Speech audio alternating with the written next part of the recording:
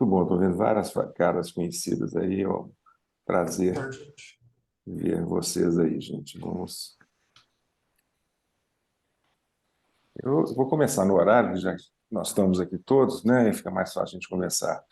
Agora são 16 horas, nós combinamos, né? Eu primeiro queria dar as boas-vindas a todas e todos aqui na tela, né? E aqueles que não estão aparecendo na tela ainda. E dizer que para mim é um prazer, junto com a Ellen, que é a pós-doc desse projeto, né? Dizer que para nós é um prazer muito grande estar com vocês aqui. Eu acho que nós vamos ter é, várias interações de mão dupla, né? Onde também gostaria de aprender com as diferentes ideias e perspectivas de vocês, né?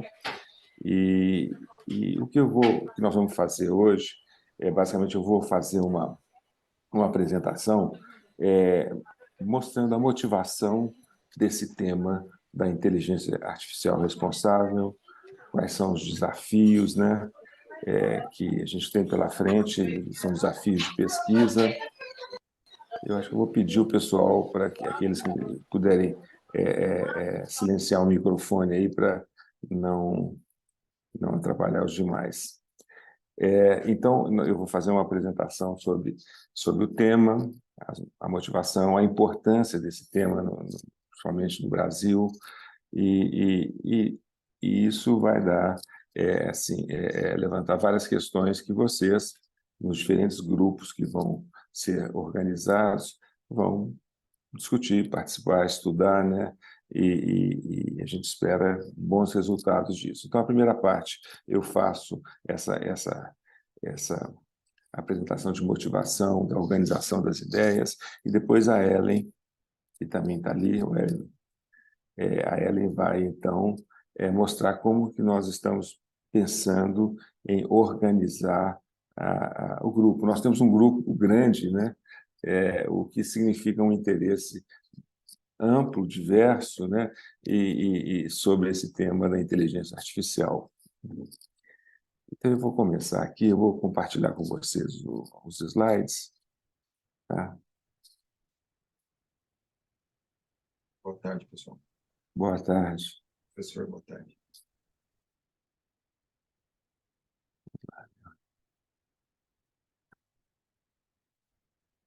Vocês estão vendo minha tela direitinho aí? Sim. Então, tá ótimo. Bem, o tema da cátedra Oscar Sala, né? Só para deixar o contexto mais claro, o Instituto de Estudos Avançados da USP, né, tem um conjunto de cátedras. Tá? Tem cátedra de educação, tem cátedra é, é, relacionada ao jornalismo, à economia. Uma das cátedras chama-se Oscar Sala e tem faz parte de um acordo com o Comitê Gestor da Internet. Tá? Eu sou o segundo titular dessa cátedra, né? Cada titular tem um período. O primeiro foi a professora Santaella, né? E ano passado a gente teve como foco da cátedra os algoritmos. E esse ano, na verdade, os algoritmos continuam, porque nós vamos tratar desse tema que é chamado IA responsável, mas principalmente no contexto dos países do sul global, né, dos países em desenvolvimento. Né? Eu sou professor do Departamento de Ciência da Computação da UFMG, né, em Belo Horizonte. Sou também professor associado ao Berkman Klein Center na Universidade de Harvard, né, e agora, no ano passado e neste ano, tenho sido o titular da cátedra Oscar Sala.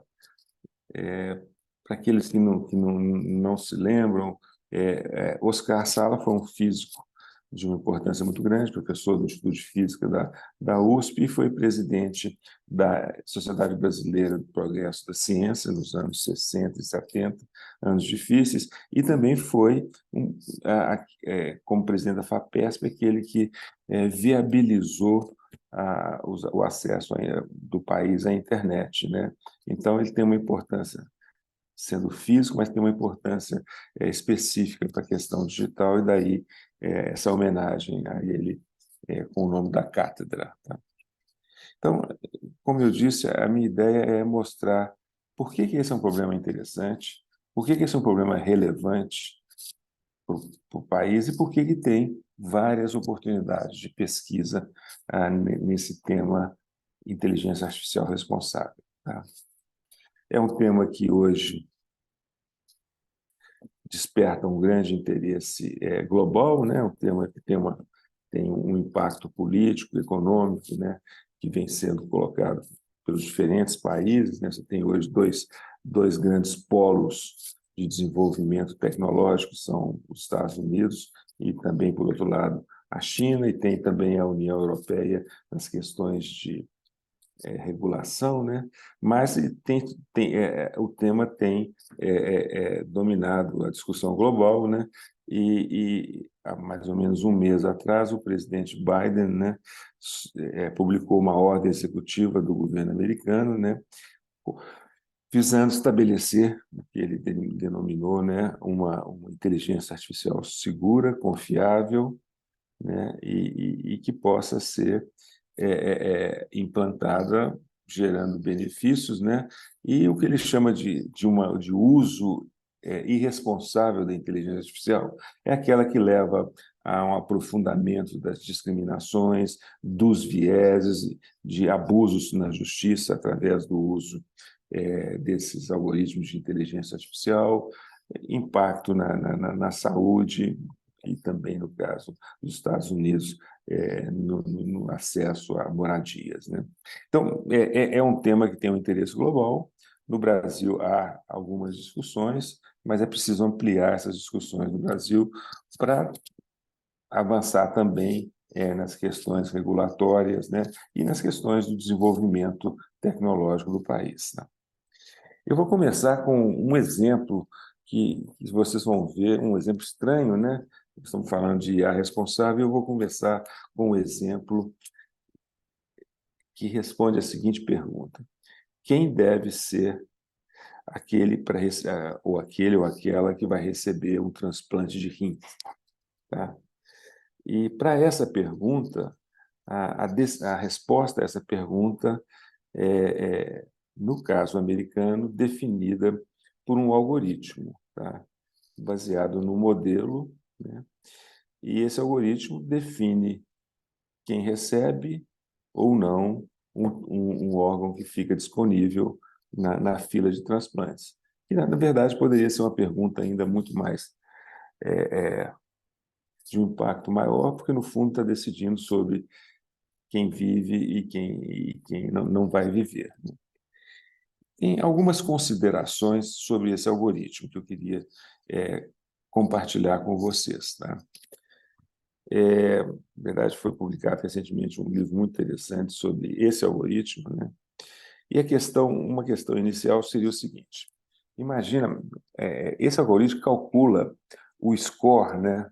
O valor da posição de uma pessoa que está na fila de transplante. Esse score, então, define qual a posição que essa pessoa fica na fila, e aí a fila vai atendendo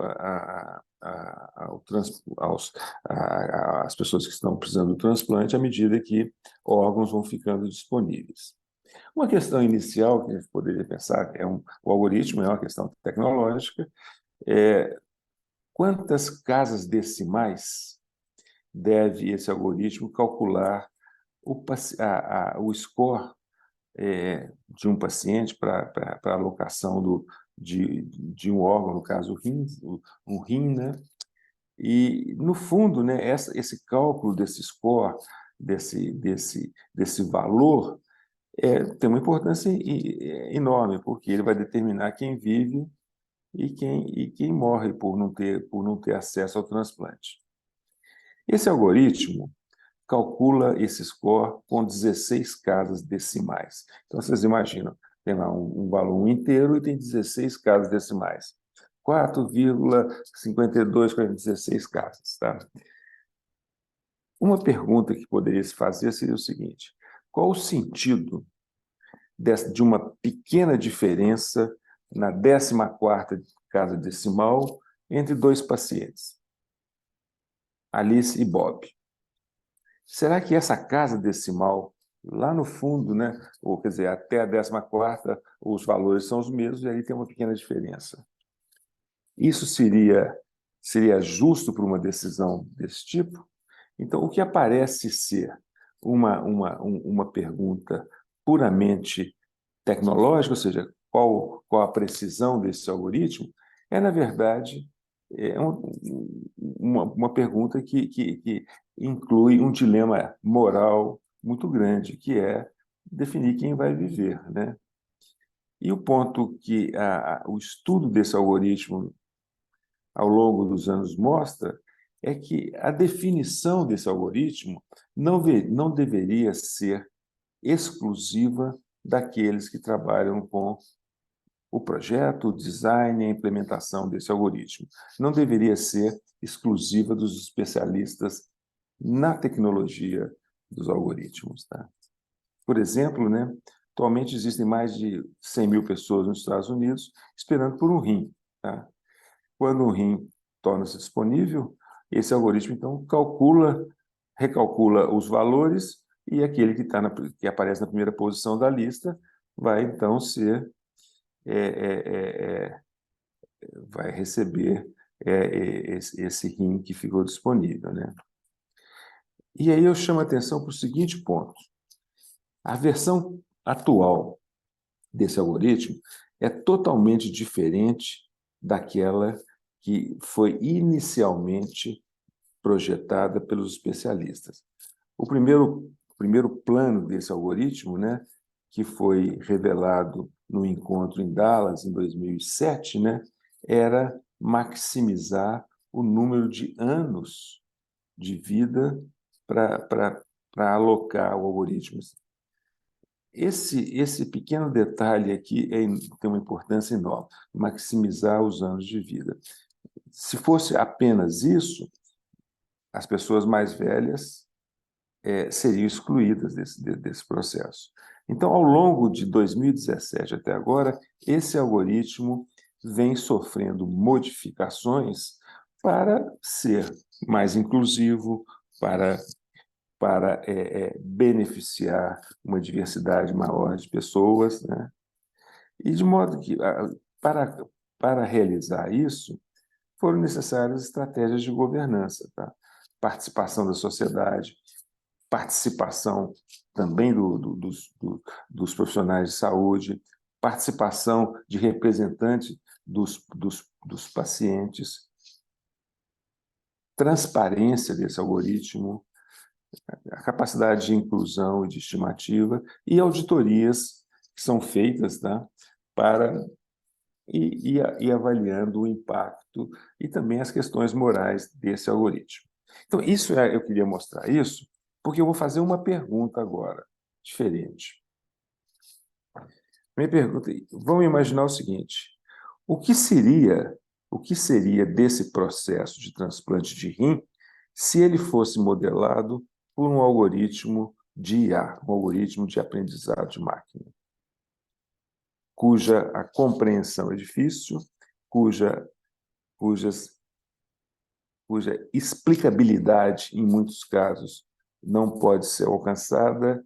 Então, o algoritmo, o primeiro que eu mostrei, evoluiu através da transparência, da participação, e era um código tradicional onde o software, né, seguia o modelo tradicional das instruções, né, e que era possível ser verificado.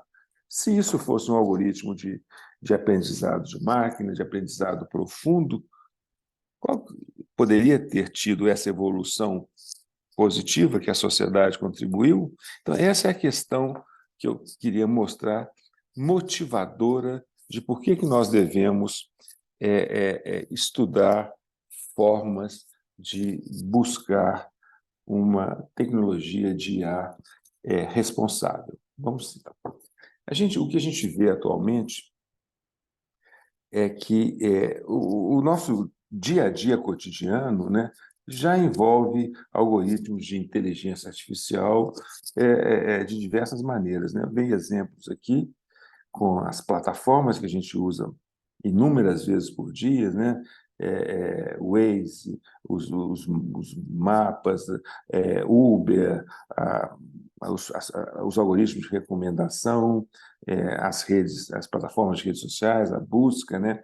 E agora, cada vez mais, a gente vê governos e serviços públicos colocando também essas plataformas com os serviços. E, mais recentemente, a inteligência artificial generativa, né, cujos melhores, os mais populares ferramentas são ChatGPT, Bard e Llama. Tem 3 pontos que eu chamo a atenção aqui. Primeiro, que quase todas essas plataformas, ou praticamente todas, usam algoritmos de inteligência artificial para tomar decisões, né, que são baseadas em predições que eles fazem. Por exemplo, predição daquilo que eu vou fazer uma busca por um produto e o algoritmo vai estimar aquele ou aquele conjunto de produtos que poderia me atender. Então, você tem os algoritmos aqui de inteligência artificial, agora você tem também os algoritmos de inteligência artificial, tomam decisões por nós, né? Aquilo que a gente vai ler, aquilo que se pode conseguir, por exemplo, num crédito, numa decisão de solicitação de um visto, e, mais recentemente, né, os algoritmos chamados de inteligência artificial generativa, que interagem com a gente em vários serviços, onde as pessoas, em muitos casos, vão sendo substituídas por esses algoritmos. Essas plataformas têm 3 características. São operadas por algoritmos, praticamente sem intervenção humana. Esses algoritmos tomam decisões e há um processo enorme de coleta de dados, que a gente não sabe, e são coletados mais dados, são dados que são coletados e depois são trocados entre as plataformas, são vendidos, comprados, né? Então, tem um processo aí que não é claro para nós, cidadãos, né? Então, o primeiro ponto que eu queria chamar, não existe uma maneira de ficar de fora da tecnologia, ou seja, não tem esse lado de fora da tecnologia. Todo mundo hoje, e praticamente em quase todos os segmentos sociais, usam ou são afetados pelas tecnologias. Mas existem melhores formas de organizar esse mundo com as tecnologias, né? E construir um futuro mais inclusivo, que leve em consideração as características da comunidade, daqueles grupos mais atingidos, né? Seja inclusivo, seja anticolonial, né? Sustentável. Então, são características que nós gostaríamos de ver e temos que ver quais são as maneiras de alcançar essas características, tá? E a gente vê, por exemplo, aqui eu estou mostrando aqui um caso publicado na Folha de São Paulo, né, que o INSS, para diminuir a fila dos pedidos para aposentadoria, implementou um algoritmo, e o algoritmo, ainda desconhecido pela sociedade, ele acabou sendo um algoritmo que passou com a resposta padrão negativa de negar os pedidos de aposentadoria e, com isso, reduziu as filas. Mas será isso que a sociedade quer ver? A sociedade quer conhecer o que esse algoritmo faz. Esse é um algoritmo, por exemplo, de inteligência artificial. Como que ele poderia ser auditado, monitorado, acompanhado? Então, cada vez mais a gente vai ver que esses algoritmos tomam decisões que definem o trabalho, definem as possibilidades, definem a parte do dia a dia, né? Então, esse exemplo aqui, uma revolta no caso aqui, em inglês e americano, de entregadores de encomendas, né, de pacotes, que são controlados pelos algoritmos, feito nós temos no Brasil, iFood, Uber e vários outros, né? Então, os entregadores questionam se vale a pena trabalhar sujeitos a decisões algorítmicas que não necessariamente levam em consideração as características individuais ou pessoais, né? Ou, nesse caso aqui, a Amazon com um centro de entrega, com o gerenciamento das mínimas atividades de um empregado ou de um funcionário, né? Ou mais recentemente, né, agora em 14 de novembro, saiu um artigo mostrando que essa operadora de saúde estava, de certa maneira, forçando os empregados a usar um algoritmo para cortar os serviços médicos de reabilitação de pacientes, de pacientes daquele plano de saúde, né? Então, são muitas as possibilidades que os algoritmos têm para trazer conveniência, diminuir o desperdício de recursos, tornar os serviços melhores, mas tem esse outro lado do fato de que eles, às vezes, eventualmente trabalham com objetivos como, por exemplo, otimizar certos recursos que acabam trazendo riscos ou problemas para grupos sociais ou para a sociedade como um todo. Tá? Então, antes de chegar na inteligência artificial responsável, eu vou começar pela computação responsável. O que a gente vê hoje em dia são esses sistemas sociotécnicos, como as plataformas do Uber, do Waze, né, em que as plataformas respondem às interações das pessoas com o algoritmo. Então, quando você solicita um caminho no Waze, vai sabendo, por exemplo, não só as características do ambiente, mas também as características daquele usuário, né?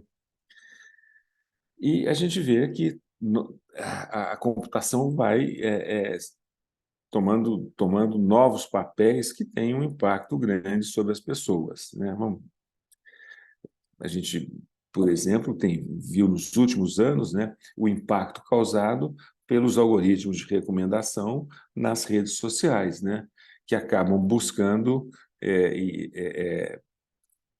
maximizar, né, o engajamento das pessoas com as plataformas sociais e, para isso, acabam, por exemplo, dando prioridade, preferência, maior visibilidade às notícias que são eventualmente falsas, mas que agradam um certo grupo, por exemplo, as notícias de violência, e aí a gente vê isso sendo mostrado não pelas empresas, pelas plataformas, mas por jornalistas, por grupos de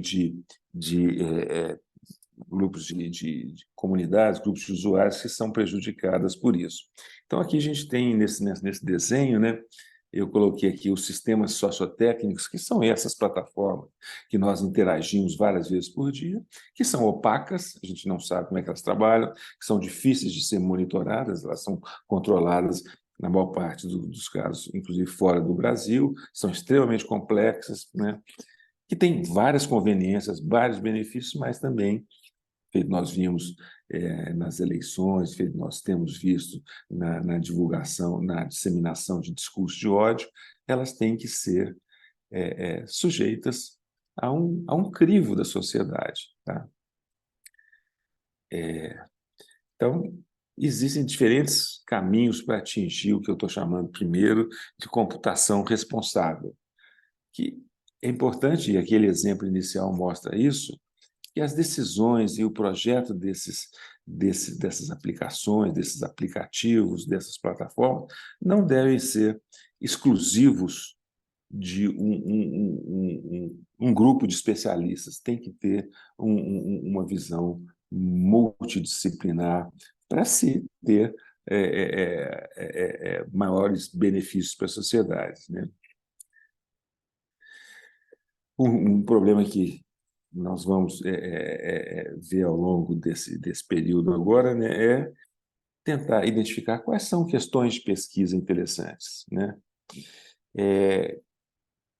Como que essas questões de pesquisa podem se beneficiar de diferentes pontos de vista, por exemplo, de pesquisadores da área de ciências sociais, de ciências humanas, ao invés de ser simplesmente decididas por grupos de especialistas, né?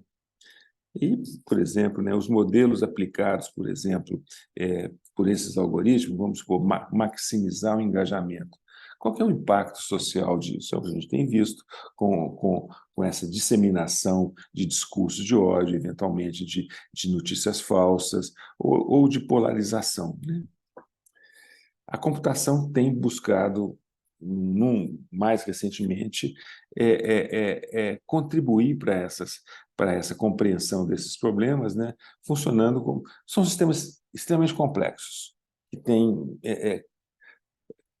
softwares extremamente complexos, algoritmos complexos. Como entender esses sistemas? É necessário ter a computação para, por exemplo, detectar pelos dados quais são aspectos sociais. Eu vou mostrar alguns aspectos. Ou mostrar como que funciona para a sociedade aquilo, dar mais transparências, tá? Ou, por exemplo, quando às vezes a imprensa mostra, olha, foi aquela demanda da sociedade para excluir vídeos de ódio, e as companhias, as grandes plataformas, não, se for, já foi tomada providência, a gente vê, em muitos casos, que são pesquisadores que mostram que não é bem assim, é preciso ter dados para comprovar essas afirmativas, né? De novo, entender a dimensão dos algoritmos da inteligência artificial significa imaginar que os engenheiros, né, que projetam esses sistemas, o pessoal de computação, não apenas ocupam um papel técnico, mas, no fundo, eu diria que são engenheiros de uma ação coletiva, porque as plataformas acabam influindo no pensamento coletivo, na organização da sociedade. Então, da importância de se ter múltiplos profissionais de múltiplas áreas, múltiplos conhecimentos nessas discussões. E aí nós chegamos nessa questão da inteligência artificial responsável, né? Que tem, depois eu vou passar esses slides para vocês, que tem aqui quatro grandes grupos de atuação que envolvem várias questões. Então, a inteligência artificial tem uma ligação, uma dependência grande da transparência. Por exemplo, naquele exemplo que eu dei do transplante de rins, desculpa, era importante que as pessoas ou os familiares entendessem o que o algoritmo está fazendo, que é exatamente o que tem aqui na transparência. Pessoas comuns precisam entender o que está acontecendo, precisam confiar nas decisões, tá? Nessas decisões. Os dados são corretos? Eu vou chegar nessa questão dos dados. Então, transparência vamos dizer, uma dimensão chave da questão da inteligência artificial responsável. Ética, nós vimos lá uma pergunta ética naquele exemplo inicial. Um algoritmo que calcula o score com 16 números e decide com base numa diferença no 14º, é ético? É, isso pode decidir a vida de um paciente, né? Então, tem vários dilemas éticos e morais aí. O impacto socioeconômico, a gente tem visto como que as plataformas que fazem uso dos algoritmos de recomendação acabam, por exemplo, divulgando notícias falsas, dando prioridade nas notícias ao discurso de ódio, né? A gente vê muitos exemplos de exclusão de grupos sociais mais vulneráveis, de mulheres, de pessoas negras, grupos de gênero. Outro ponto importante se esses sistemas tomam decisões que têm um impacto na vida e na sociedade, quem tem a responsabilidade disso? São, por exemplo, as plataformas? São aqueles que projetaram esses sistemas? Então, esses são Bem, e tudo isso leva a uma questão: como governar esses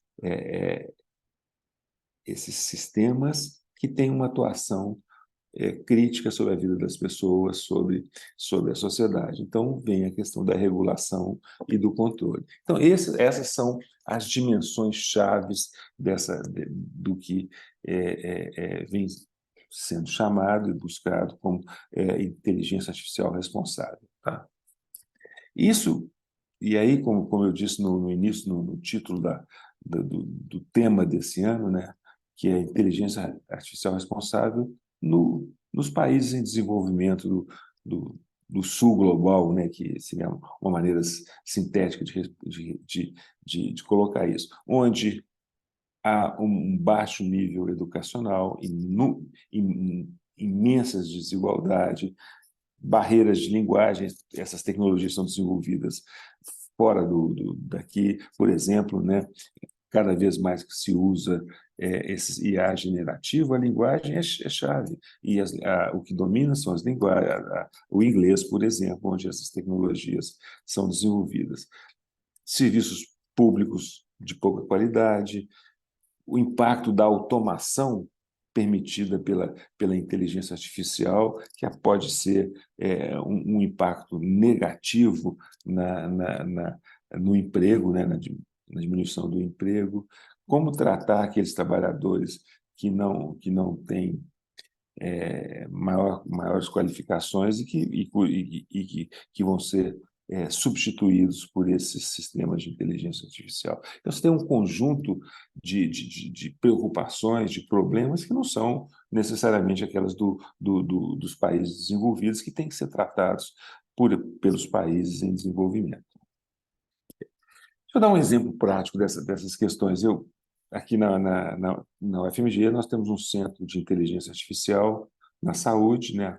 Ele baseado na UFMG, mas tem todas essas universidades participando, pesquisadores, tanto da área de medicina quanto da área de ciências sociais e computação, né? A URGS em Porto Alegre, PUC em Porto Alegre, a Universidade Federal de Pelotas e a Universidade Federal do Amazonas, e a Unimed, BH, que entra com parte dos dados e dos recursos, né? Eu vou mostrar assim, estou tentando sumarizar tudo de uma maneira rápida, né? A IA responsável nesse contexto da saúde, por exemplo, no contexto do uso dos chat GPT, Bard e outras, das ferramentas de IA generativa. Qualidade das respostas dessas ferramentas. Por exemplo, fatualidade. Quais fatos ou realidades amparam a resposta do modelo? O lastro. Quais fontes ou referências foram usadas para gerar respostas? A consistência. As respostas são consistentes? Elas evitam, não são paradoxais entre elas? A correção. Então, imagine se, por exemplo, uma parte de um tratamento de saúde fosse delegado a uma desses chats, né, que usam a IA generativa, sabendo que muitas vezes as respostas não são baseadas em fatos, não são corretas. Então, a preocupação de se ter uma transparência do uso dessas tecnologias, não só da tecnologia em si, mas também do uso delas num conjunto de aplicações. Tá?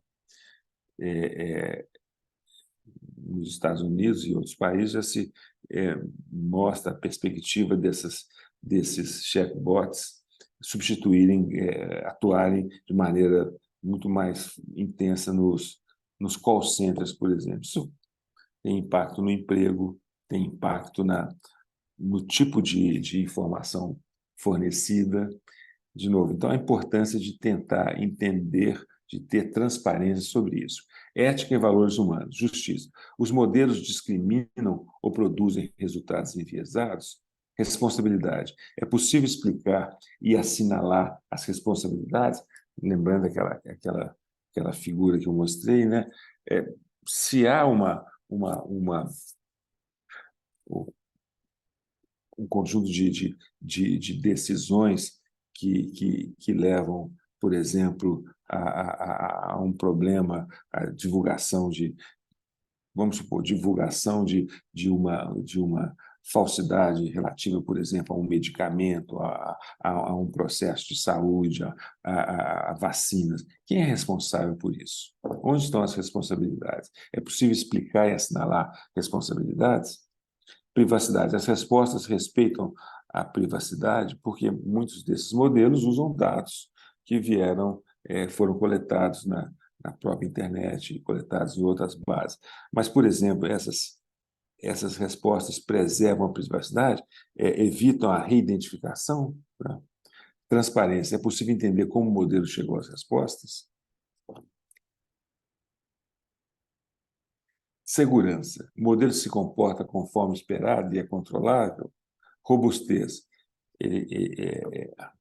Pode-se confiar naquele modelo, mesmo que os dados de entrada sejam variáveis? Proteção. Os modelos são capazes de evitar acidentes e uso indevido? Qual o nível de autonomia? Eles devem ser monitorados? Há um envolvimento humano em certos tipos de decisão? O modelo atua sempre de boa fé ou, eventualmente, pode ser dominado por ações maliciosas determinadas por terceiros? Contextualização, diversidade. Quão diversas são as habilidades e competências do modelo de IA? Sustentabilidade. Os modelos são baseados em práticas sustentáveis? Hoje já se discute muito a questão da demanda de energia para treinar esses grandes modelos que consomem grandes massas de energia, né? Legalidade. Os modelos estão de conformidade com a lei? Então, indo para o nosso caso aqui da saúde, né, esse centro de inteligência artificial na saúde, a IA responsável, algumas perguntas que deverão ser respondidas à medida que as tecnologias vão sendo desenvolvidas. O que explica um diagnóstico? As evidências fazem sentido? O profissional de saúde pode explicar para o paciente por que aquele diagnóstico automático? O conjunto de diagnóstico é justo e ético, né?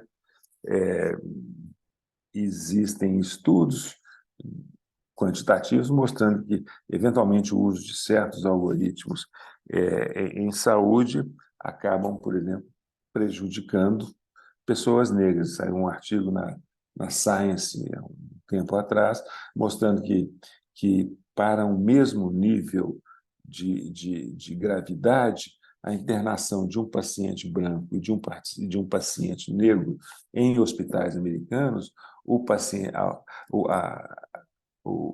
algoritmo alocava um orçamento maior para o paciente branco e menor para o paciente negro, e, com isso, o paciente branco acabava tendo mais recursos para ser tratado. E isso vinha, em parte, devido aos dados.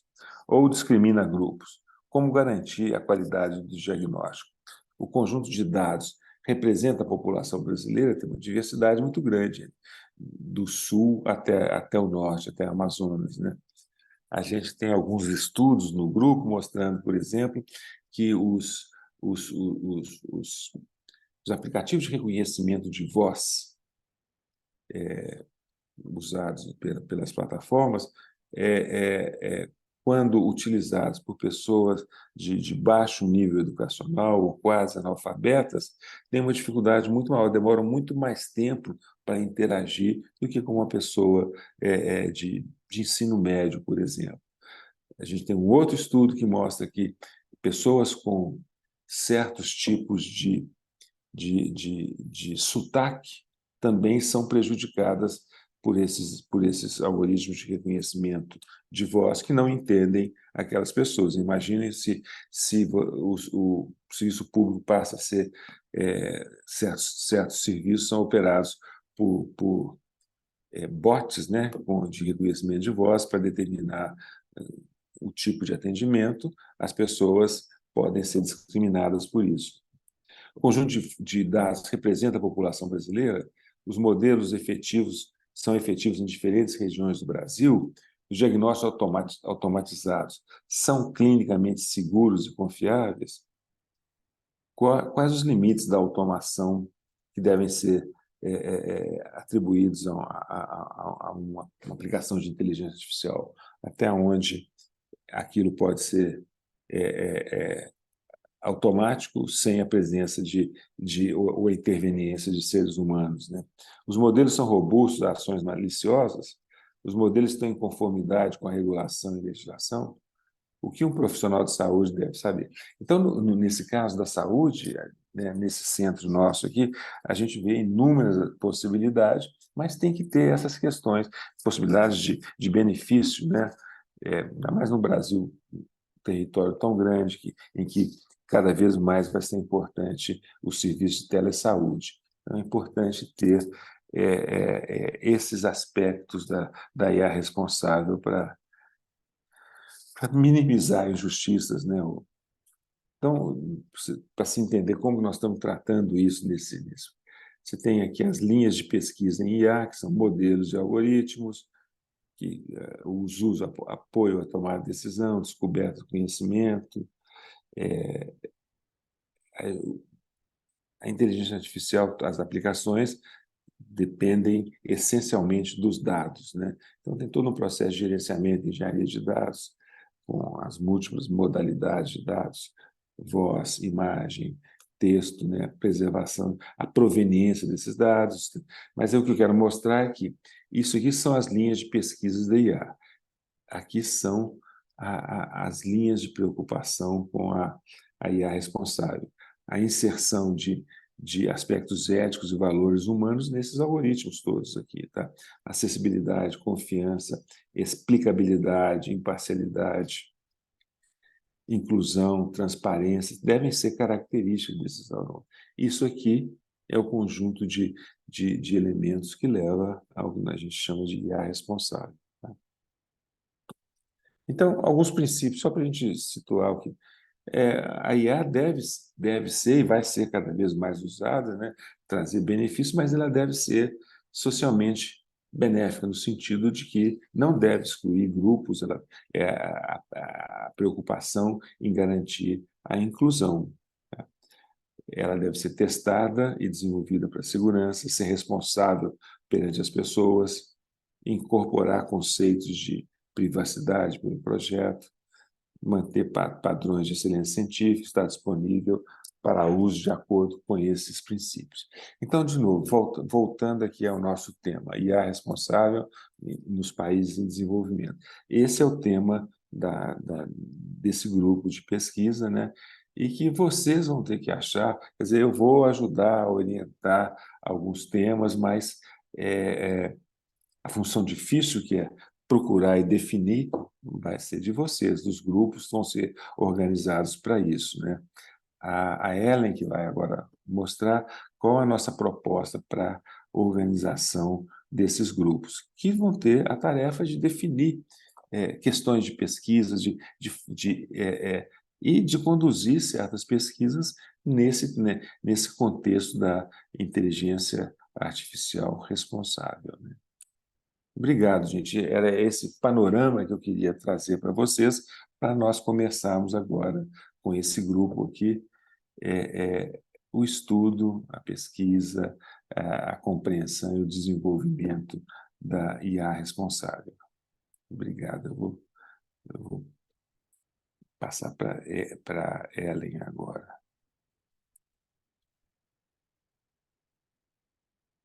Ellen. Obrigada, professor. Eu vou compartilhar minha tela, então.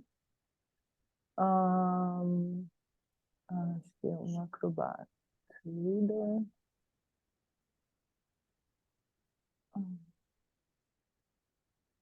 Será que precisa me autorizar Não, acesso? não o pessoal do IA que colocou, é só você clicar embaixo, share screen. Ué, peraí. Deixa eu ver, então. Embaixo tem uma barra onde você Ah, clica. peraí. Eu cliquei Share Screen, E aí agora e fala. aí vai aparecer, você clica nos slides. Ele Nós pede. teremos um pequeno tempo depois para algumas perguntas, caso vocês queiram manifestar, opinar, sugerir, tá? Comentar. Conseguiu, Ellen? É, Share Screen, aí tá assim. Aí você vai Eu aparecer clico. sua tela, você clica nos seus slides. Deixa eu ver se o desktop. Que coisa. Ele fala para abrir as preferências do sistema, não sei. Aqueles slides estão aí, se você quiser. Aí aonde você... Ah, estão com você também, né? Que eu Tá, enviei então deixa pelo. eu ver se eu consigo achar, usar seus slides aqui. Ellen, você está usando a versão web? Não, nem tô. Porque já Eu, aconteceu uma vez que eu estava na versão web, aí eu troquei de navegador, funcionou, mas então não é isso. não É, sei. Deixa eu ver aqui. Ellen, você está como anfitriona? Será não? Não, Como é o anfitriã? pessoal, é o pessoal do IEA que Pode ser colocou isso também. disponível. Deixa eu ver. Share. Teoricamente seria share screen e logo em seguida selecionar ali as opçõezinhas, É. né, de qual tela. O meu aparece aqui. Pois é, eu estou no Mac e Tem aí. Mac também. Pois é, aí eu É que dá esse falo. problema mesmo. Ó, share Eu tô- screen aparece tá. várias abinhas aí, várias telas, não, para você? Eu acho. Aparece. Então Aí aí eu se você faço selecionar, share, ele fala low zoom to share your screen, I open system preferences. Ellen, eu Aí, vou colocar É, aqui para Foi você, e aí exatamente você o que vai aconteceu falar. comigo, Ellen. Acho que você tem que entrar mesmo nas preferências do sistema e mudar alguma configuração lá de Não, tá. gente, Não, aqui, ó, aí pronto, agora. Ellen, já permissão. coloquei para Ótimo, você, ótimo, ó. ótimo. Bom, boas-vindas a todos, todos. O que aconteceu foi que nós entendemos que esse grande interesse na cátedra esse ano é uma demonstração também de uma necessidade que a gente está tendo de gerar uma massa crítica de cabeças pensantes, de pessoas dentro da academia, e se a gente fosse excluir algumas pessoas, seriam sempre as mesmas excluídas, né? Porque tem gente que já está, que tem mais experiência, que já está estudando isso há mais tempo. Então, a ideia de gerar uma transdisciplinaridade, ela precisa ser mais inclusiva. E aí, para isso, nós vamos propor um sistema de organização que facilite o nosso trabalho. Hoje a gente não vai conseguir ter espaço para todo mundo se apresentar, então, conforme os grupos vão se apresentando, vai ter espaço para isso, aí cada um se apresenta. Eu sou pós-doc da cátedra, sou doutora em bioética, cientista social e mestre em design. E graças ao design eu vou poder propor aí para vocês essa metodologia de integração. Então, esse foi o perfil. Bom, teria que passar as setinhas, mas não precisa. Vamos para a segunda. Essa não vai passar porque é foto. E a gente pode passar rápido, isso vai ser divulgado depois no PDF para vocês entenderem qual é o perfil do grupo, né, que se inscreveu. Pode passar, por favor, professor? E o perfil também das áreas de conhecimento. Pode passar, por favor? Se você puder fazer um comentário sobre as áreas que têm maior participação, são azul, ciências exatas e terra, né? Não, Vermelho. ciências sociais aplicadas, que é o azul tá. mais claro, e interdisciplinar é a maior parte das pessoas que têm formação em diferentes áreas, né? Então, ciências sociais aplicadas entra uma série de áreas bem diferentes, né? Entra a psicologia, design, ciências, direito, enfim, E essa cor de diversas. rosa aqui, Ellen, Ciências 24,4. humanas, que também engloba diversas áreas. E aí a gente tem uma participação menor da linguística, letras e artes, e, e ciências exatas e da terra e ciências da saúde. Engenharias também. Então, essas áreas, na verdade, a gente procurou elencar as áreas, as áreas que são mais comentadas, né? E o que aconteceu foi que ficou um grupo grande na justiça e principalmente na educação. Então, o que a gente vai precisar fazer, esses grupos eles vão trabalhar em conjunto, e os grupos que estão maiores vão ter uma subdivisão, né, de 2. Também baseado no perfil dos pesquisadores e na proposta enviada das cartas, nós vamos nomear líderes e suplentes dos grupos, e esses líderes e suplentes, eles podem definir, organizar o grupo de pesquisa, o grupo de trabalho. Assim, o que se espera, né, é que os grupos descubram aí assim, trabalhem dentro do tema. O tema é amplo, né? Mesmo cada tema dentro do trabalho. Pode passar o próximo slide, por favor, professor? Porque cada tema tem tópicos que se entrecruzam, né? Então, inclusive, alguns desses tópicos são tópicos de princípios para a inteligência artificial responsável, né? Como fairness, accountability, segurança, enquanto tem outros que a gente vai estar fazendo.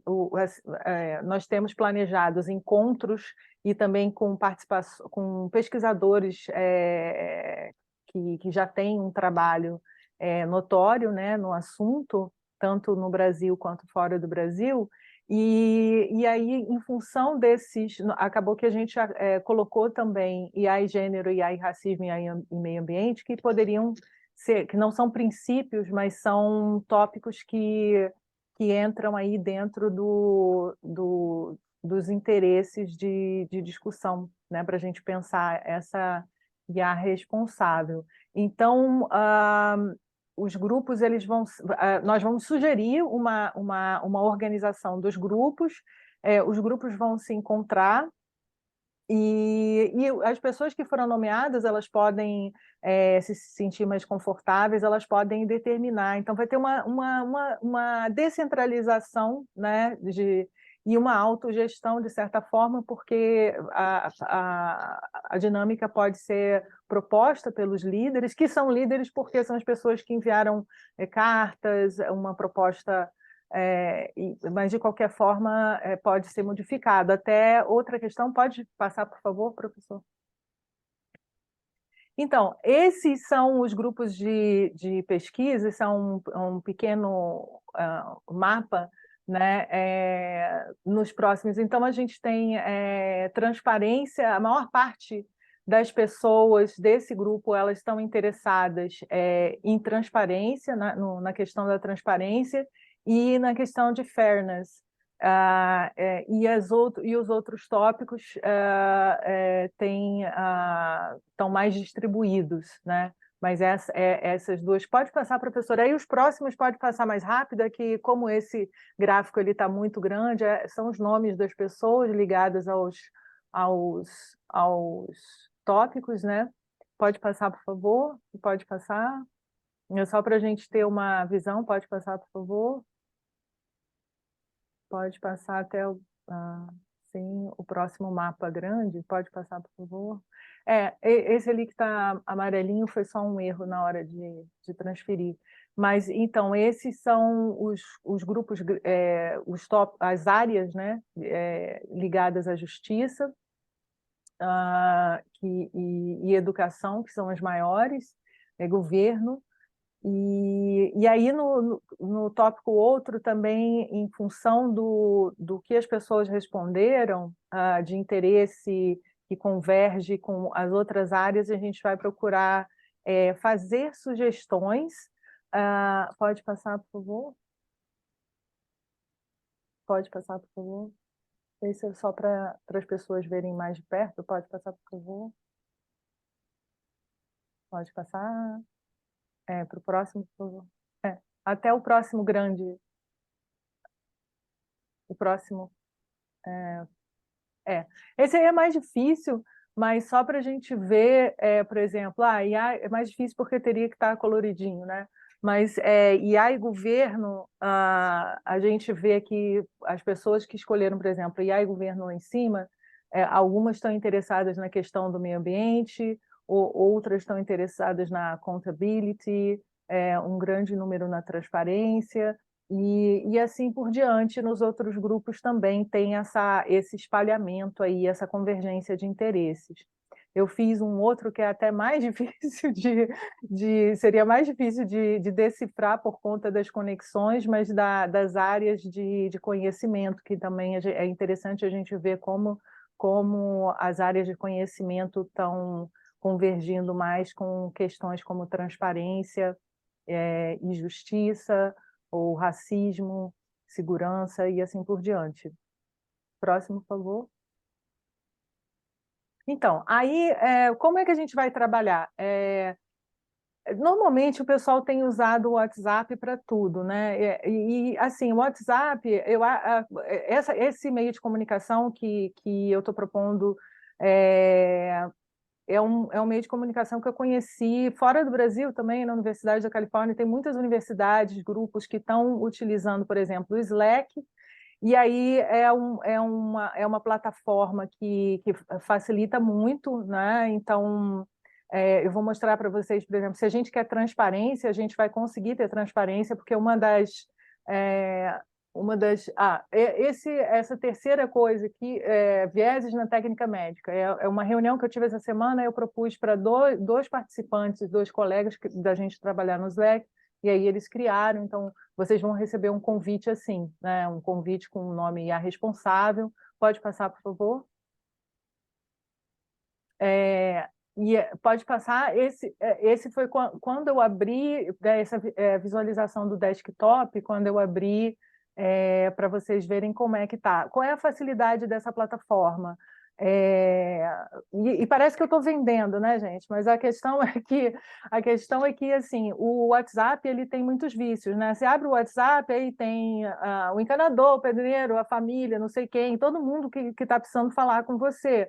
Então, essas são coisas distrativas, fora outras questões, né? Então, a gente precisa enfrentar esses desafios, assim, de trabalhar. Então, por exemplo, a questão da transparência vai ser muito fácil porque são canais, né? Então, se, por exemplo, geral, né, ou outros assuntos, vai ter um encontro na PUC do Rio e de São Paulo sobre tal assunto, quem quer ir? Aí vai lá nos outros assuntos, então fica bem separado, geral.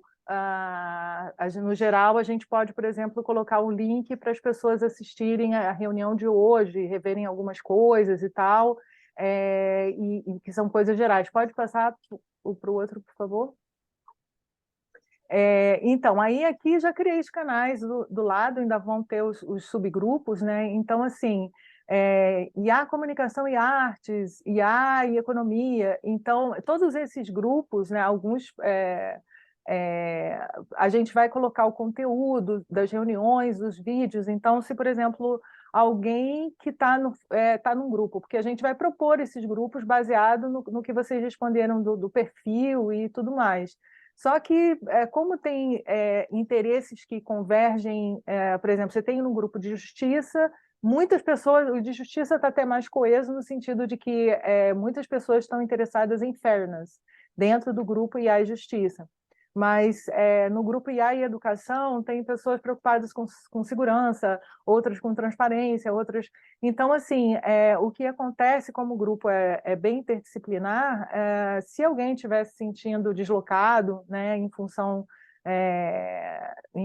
das discussões, porque qual o objetivo? O objetivo é que cada grupo vai apresentar um trabalho conjunto.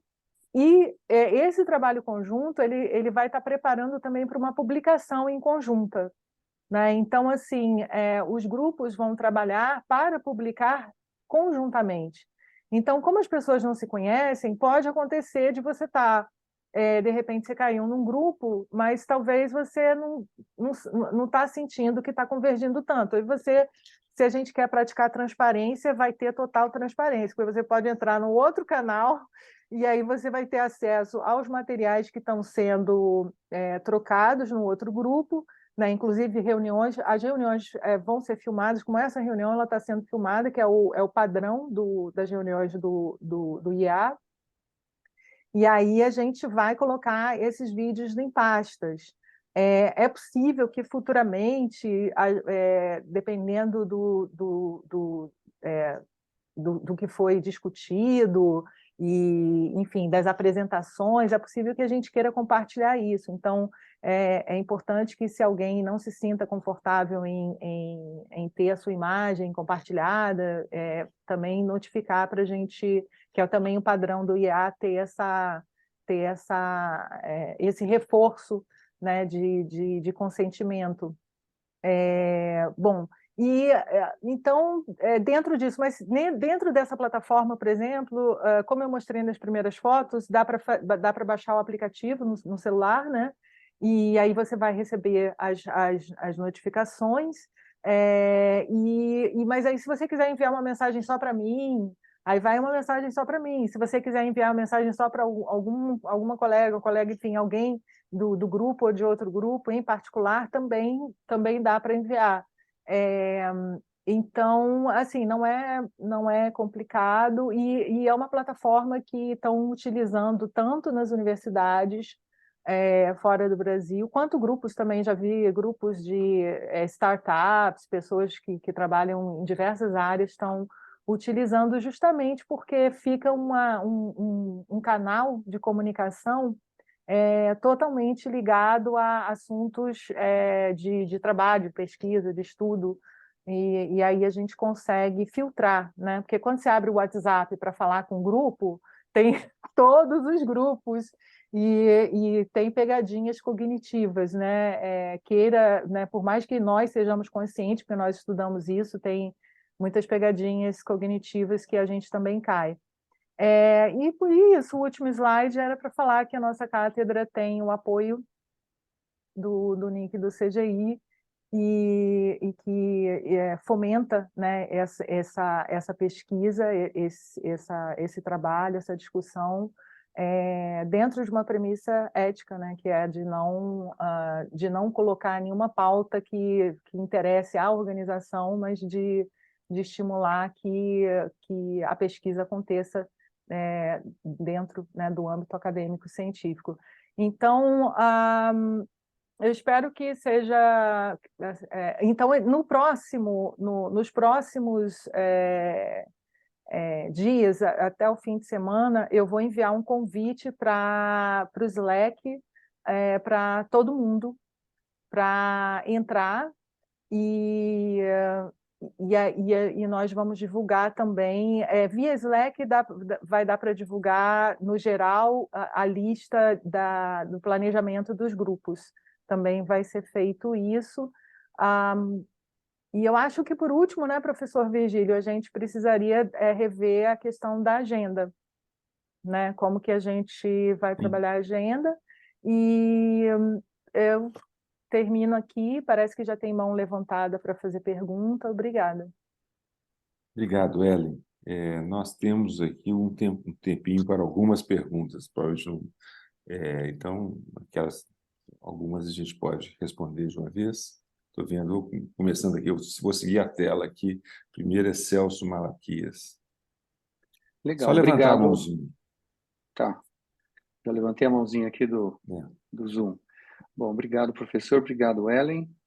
Talvez uma dúvida assim, operacional primeiro, né? Talvez assim, o número de sessões, eu entendo que sejam sessões virtuais, né, remotas, que a gente está fazendo, e depois, talvez em paralelo, a gente vai fazer esses encontros dos grupos, e aí tem um grau de Exatamente. liberdade conforme a agenda, eu trabalho de maneira síncrona, assíncrona e tudo mais, né?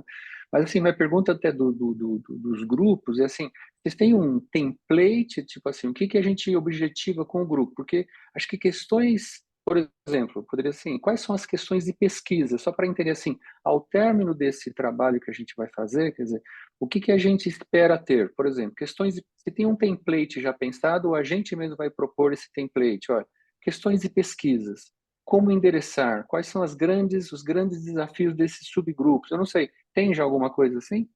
Olha, baseado no que a gente já fez no ano anterior e também na cátedra anterior, os grupos vão definir um tema de interesse e abordar esse em termos de definição de problemas, ou construir propostas de soluções que, através de artigos, né, eventualmente trabalhar com dados.